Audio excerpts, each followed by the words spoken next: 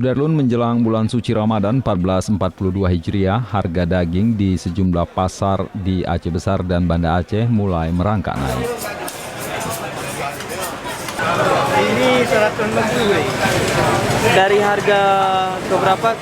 Harga biasa 130. Oh, berarti hari ini naik, Pak? Ini naik, hari yang megang 170. Berarti diprediksi hari menggang akan naik 170, Pak? Untuk saat ini jumlah pembelinya seperti apa, Pak? Pembelinya seperti apa? Meningkat atau menurun? Meningkat deh, karena ada murah sikit. Lebih murah hari ini daripada hari biasa. Lebih mahal. Hari megang kan lebih mahal lagi. Sejak Kamis 8 April 2021, harga daging sapi Rp150.000 per kilogram. Harga tersebut naik Rp20.000 dari sebelumnya berkisar Rp130.000 per kilogram. Para pedagang memprediksi harga daging sapi terus merangkak naik pada hari megang akan mencapai Rp170.000 per kilogram. Dari Aceh Besar, Henry, Serambion TV.